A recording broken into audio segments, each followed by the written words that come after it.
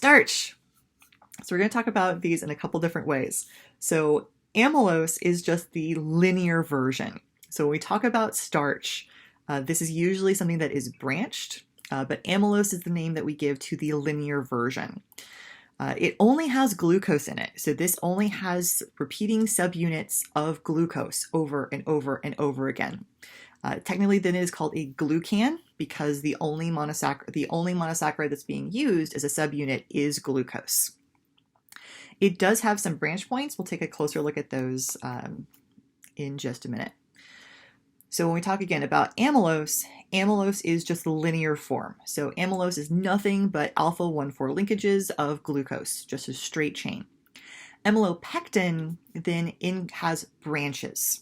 Those branches then are going to be alpha 1,6 linkages. And you often have branches about every 12 to 30 residues. And then you'll have then an average length of those branches where those go. So often you have like one general central chain with additional branches that come off of it. These are examples of starch granules inside of a plant cell. So plants make starch. Humans love to eat starch, super tasty, but plants make starch. So in plants, plants can also use their own starches as a food source. So in plants, starch phosphorylase will actually release glucose phosphate, which can be catabolized then by glycolysis. We're going to be talking about glycolysis soon. What will happen then is because this enzyme, when it releases a glucose unit, automatically releases a glucose unit with a phosphate attached, that actually skips one of the first steps in glycolysis and therefore saves one ATP molecule.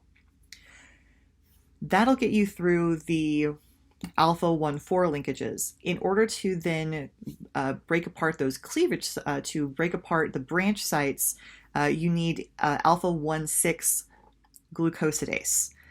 So realize the main thing here is that you have two different enzymes, one for those linear portions and the alpha 1,4 linkages, and a different enzyme that will actually work on the branch points.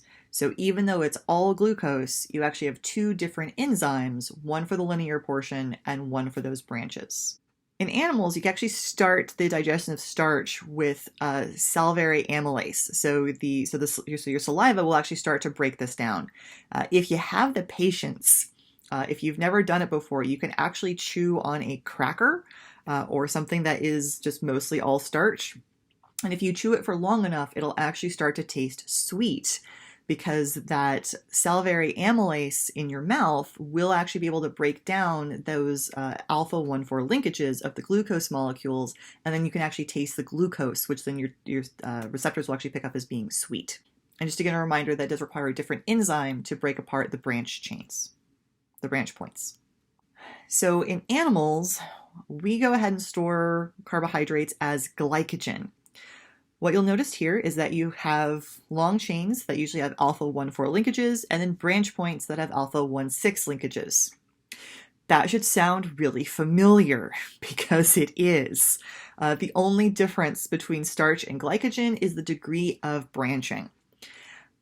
And one thing with this is that it should make sense because we have no problems digesting starches. So starch works great as a food source for us, but basically when we make glycogen, and it's just the degree of branching is different. And there are some examples of glycogen granules. So again, humans make glycogen, usually stored in the liver, and we break down starches. So plants make starch, and that's a picture of my pear tree from last summer or last spring. Another form of polysaccharide are dextrans. So these have mostly the alpha 1,6 linkages. They can also have other linkages as well. So then the main polymer chain is that alpha 1,6, and the branch points can be in different places. So dextrans are another set of polysaccharides. Again, this is all with glucose.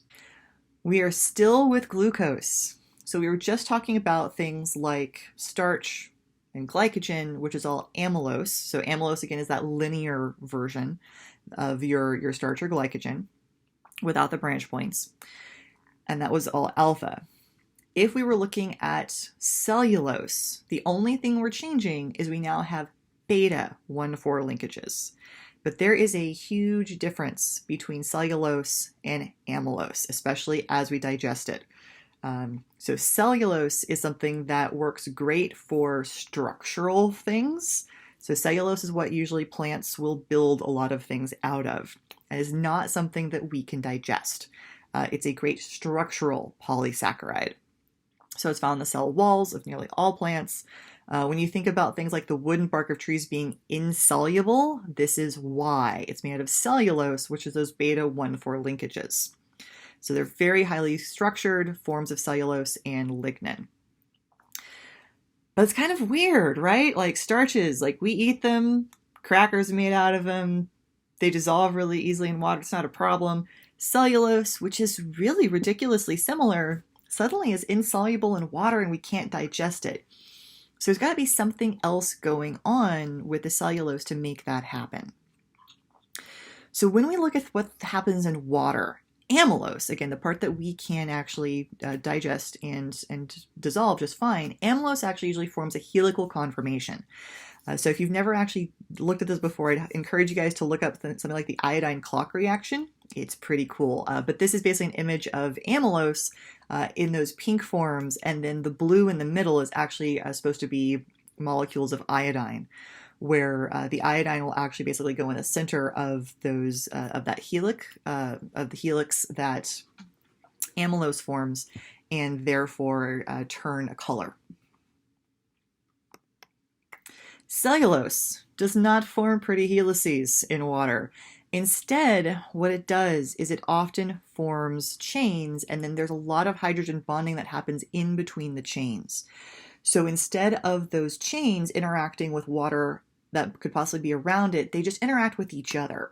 So because all of those chains just hang out together, they basically have all of their hydrogen bonding happening inside of themselves. So they're intra-chain hydrogen bonds and inter-chain hydrogen bonds. So either happening within the same chain, intra-chain, or happening in between chains, or happening in between sheets, inter-sheet hydrogen bonds.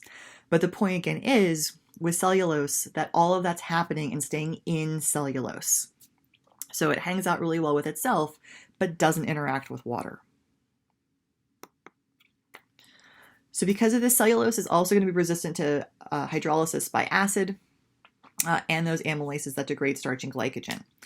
So when you think about this, cows, different ruminants, can digest a variety of different bits of cellulose, but the reason why they can is because they have bacteria that actually can do that for them.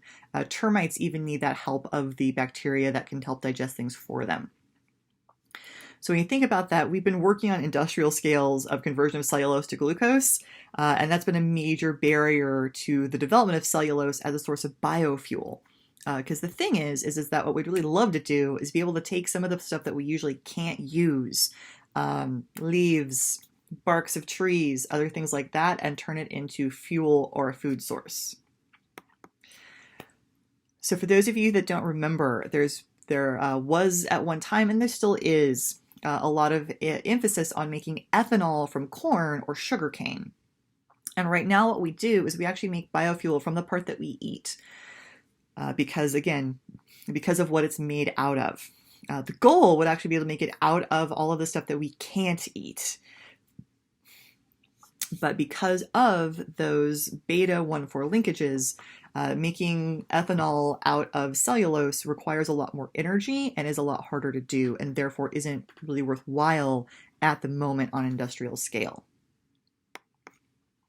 So there's a link on more information if you guys haven't either heard of this before, or if you guys are young enough that you don't remember the big push for corn ethanol. Again, we still do this. But basically we did a really big push for it, and overall it fell short. There's been some small successes, so it's not like nothing good came of it. But without heavy subsidies, it's not really financially viable. Another polysaccharide that's actually very similar to cellulose is chitin. So that's why you've got these two pictures. So the top one is a chain of cellulose, the bottom is a chain of chitin, and the only difference is that one functional group. But it also forms sheets really well, lots of hydrogen binding that happens in between those sheets, and is what basically works on the cell walls of fungi as well as the exoskeletons of crustaceans and insects. Agarose is another polysaccharide.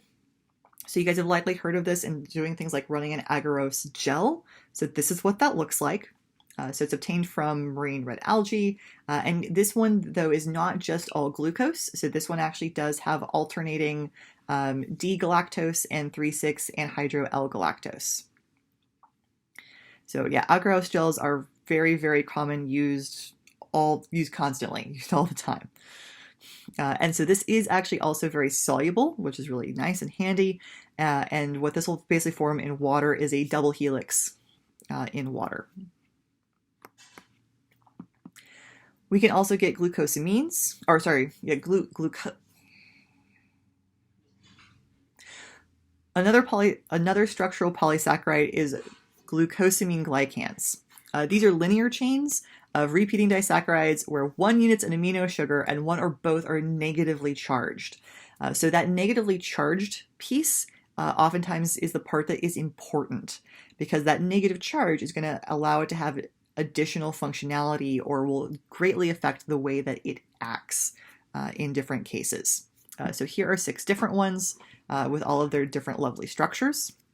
To look a little bit in more detail about what each one of those are, we have things like heparin, which has a very high negative charge, but it's a natural anticoagulant.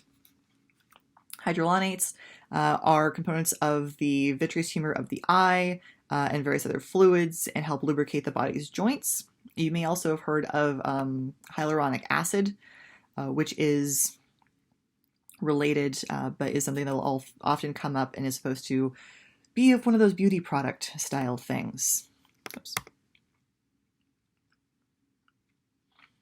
Both chondroitins and keterin sulfate are found in tendons, cartilage, and other connective tissue, and then dermatan sulfate is a component of the extracellular matrix of the cell.